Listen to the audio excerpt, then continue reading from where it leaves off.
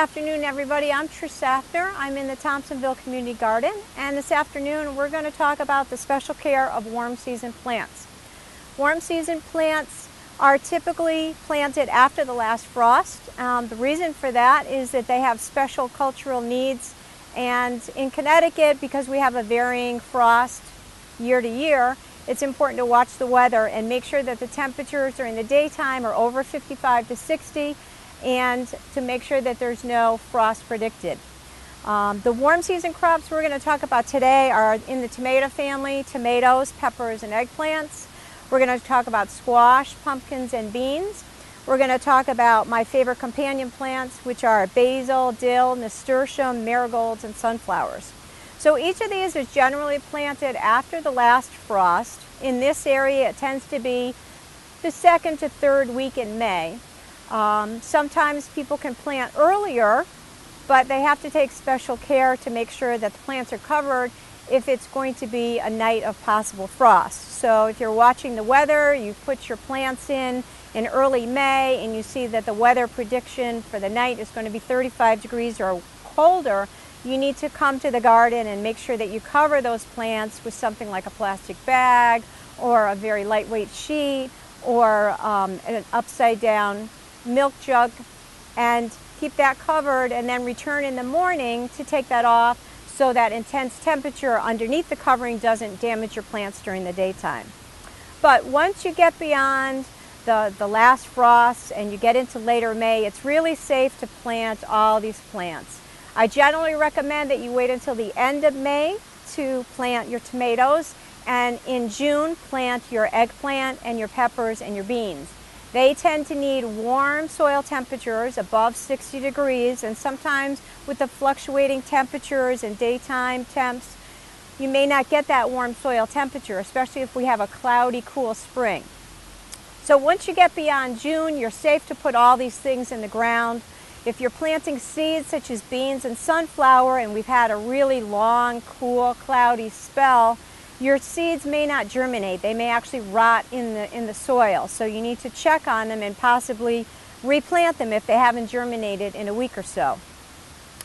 I do recommend companion planting with your plants. Because these are warm season plants, and Connecticut typically doesn't have a really truly long warm season, we have to manipulate things a little bit to help things grow better. So I recommend companion planting. What that is planting herbs and flowers right alongside your vegetables. What this does is it creates a wonderful smell and aroma for you to enjoy and eat, as well as keep pests away and invite beneficial insects. We'll be talking about bugs of all kinds, good bugs, bad bugs, later in the summer when they tend to be around more. But I generally recommend planting the herbs and flowers when you plant your vegetables, and it helps prevent problems later on in the season. Very important watering techniques with your warm season crops. As the seasons progress and your plants are really enjoying the weather in June and July, the leaves are getting larger, they become a great surface for moisture to sit on. So when you're watering, you want to make sure that you're watering right at the root level, right at the soil, because that is where the nutrients and the water will be taken up by the plants through the root system. The water on top of leaves just causes moisture and invites pests and fungus to grow. And later in the summer, as we get into the humid temperatures, that becomes a problem, especially in squash and tomato plants. So special care for tomatoes is at planting time. When you're planting, you want to space at least 2 to 3 feet between each tomato plant to allow for air circulation around it and for the growth above it. As we get into the growing, you'll be thinning the plant and making sure that, again, good air circulation and sunlight is able to get to all parts of the plant. With the squash, it's a vining crop along with tomatoes, so we tend to grow them upright on some type of trellis. Again, that helps with air circulation and prevents a lot of water sitting on top of the leaves. Mulch is also a good idea when we're talking about warm season crops. Because of the fluctuating climate and weather conditions, we never know whether we're going to get an excess of rain or be in a drought situation. So the mulch is a great way to protect and preserve retain moisture around the plants. Also planting your companion planting, particularly your herbs, parsley, basil, around the base creates almost like a nice mulched area. It helps retain nutrients and moisture around your plants and helps keeps the pests away. I like to concentrate on companion planting and talk about the specific plants going along with each of our warm season crops, starting with the tomatoes and peppers and eggplants. I generally recommend basil, parsley, asters, cosmos, and marigolds for flowers. The reason for those are they have a strong smell and it confuses the pests that are coming in looking for the smell of your particular tomato and pepper plants. For the squash family, dill and borage is best for herbs, and nasturtiums and sunflowers. For the bean family, dill, calendula, cosmos, and daisies. And getting into more of the mulch, we talked about chopped leaves as a possibility and also chopped clean grass clippings. Getting into watering, just some specifics. Watering times that are best for your plants is early morning and mid-afternoon. The reason for that is it allows the daytime temperatures and the heating to dry any water that might have gotten on the leaves, especially if there was rain overnight and you've got wet leaves. It allows the daytime to dry those leaves. The plants generally need an inch per week, so watch the weather, see what kind of rain conditions are predicted, and then supplement to reach your inch. A particular note are beans. They are the vegetable that needs the most water out of all the plants in the summertime, surprisingly, and they need at least half an inch a day. So pay particular attention to your bean plants. The most crucial times of the growing season for watering are just before flowering and fruiting. So another good thing is to come to the garden often, watch to see how your plants are growing. If it looks like they're going to be flowering soon, that's a very important time to do some watering. So now we're going to actually go into the garden beds and take a look at tomato and squash plants so I can talk about the specific care of each of these plants. Okay, I am sitting here on one of the garden beds in Thompsonville.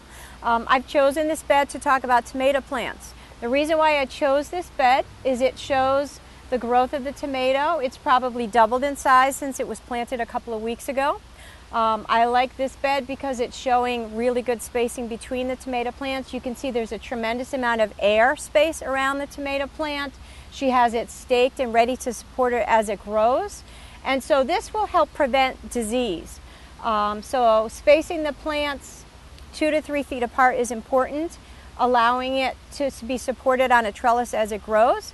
As this plant gets to be about the height of the top of this trellis, what I'm going to recommend is that the gardener come along and remove the stems that are in the bottom 12 inches of the plant.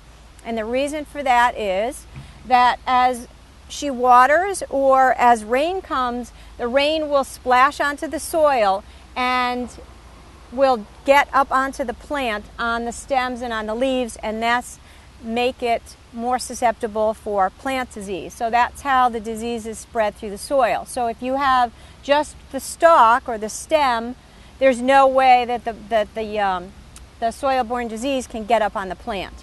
So as this plant continues to grow, I will recommend that not only you remove the excess foliage down at the bottom, but we're also going to recommend removing suckering. And suckering is shown where the main branch and the stem join. Another little stem is coming out, and what that is going to do is just put more stress on the plant to put energy into making this grow. So what we want to do is remove all the suckers at the junction of the main stem and the smaller stems. That way the plant concentrates the energy into keeping it healthy and then putting it into flowering and later fruiting. The other thing is watering, as I said, watering at the root level, keeping companion plants or some kind of mulch down at the bottom to keep the moisture retained. We also want to choose varieties that are less disease ridden.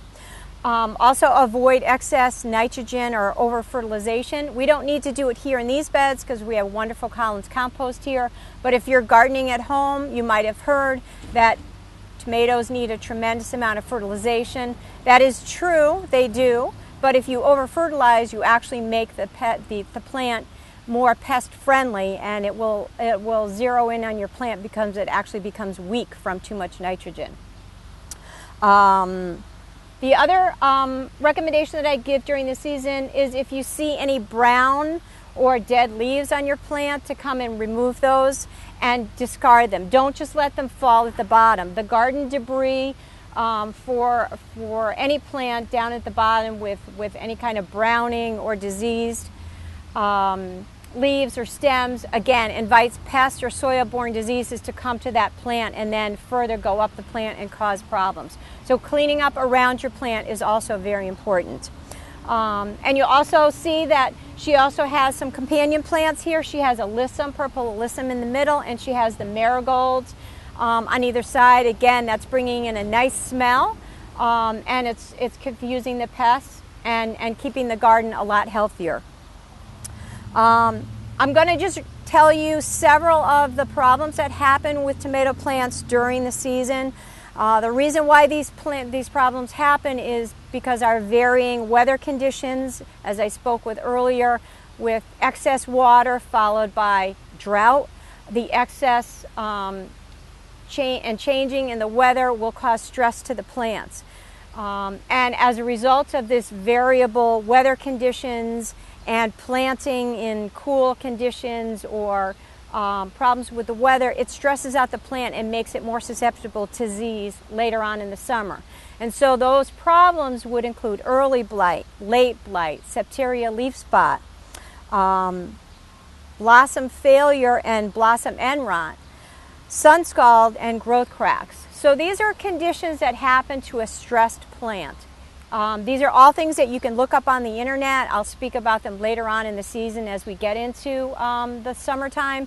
But those are things to keep in mind. Again, if you do the proper techniques of keeping your plant healthy early and looking for any signs of pests or problems, removing any garden debris, removing excess foliage on here, these are all things that will help secure a healthy and productive tomato plant. In follow-up of the discussion on tomatoes, I have some information that I will be leaving in the Thompsonville Community Garden shed. It talks about all the common problems that I just talked about on tomatoes. It gives you pictures and a nice little description of it. And this will be in the shed for reference to gardeners so that they can look at their plants, try to identify what it is, go to the shed and actually see what the problem is and how to take care of it. That's one of the benefits of having a Yukon Master Gardener in your garden. I'll be able to update you with any problems that I'm notified about through the Yukon Master Gardener program. It also has a nice sheet on late blight, which is always a concern for every gardener of tomatoes, and that will be in the shed as well. Now moving on to squash. I just have a couple things to say about squash. I do not generally recommend planting squash in community beds. The reason for that is it is a vining crop, and it generally will take over the whole bed all by itself. And what happens is, because it takes over the whole bed and it has such large leaves, it tends to be prone to having a lot of leaf diseases. It also is a great host for squash bugs, and squash bugs generally come early in the summertime, and if you're not vigilant in looking at your plants, you can have your whole plant destroyed by them. So I do not generally recommend squash plants. I recommend that you go to your local farmer's market and support your local farmer, and he will be producing it having no problem at all. And I believe Wednesday afternoons over by the town hall is where the farmer's market is in Enfield. So I strongly urge you to support your local farmer's market. But for the gardeners at home who are gardening with squash, the particular problems happen, as I said, inside the stems and on the leaves because the leaves become so big. We're looking at this plant. It already has signs of stress on it. It's got some browning and some yellowing. It actually does have some fruiting going on. You can see this is a female flower that's already decided to fruit, and so this is a yellow zucchini. And to keep this healthy, what it needs is a lot of room to spread, a little bit of mulch around it to support moisture. But most importantly, you need to come along and look at the bottom side of the leaves every week to see if the squash bug adults have deposited eggs. The interesting thing about the eggs is they're bright orange and they are formed in lines similar to the lines on a flag. So the very distinct pattern, if you do see that, you remove the whole leaf with the eggs, destroy it in the trash. If you don't, and those eggs become young insects, they'll take over, they'll eat your plant, and they'll also make it more hospitable for other diseases to come along. So I do recommend eating squash, very healthy, but get it at your local farmer's market. Thanks and have a great afternoon. See you in the garden.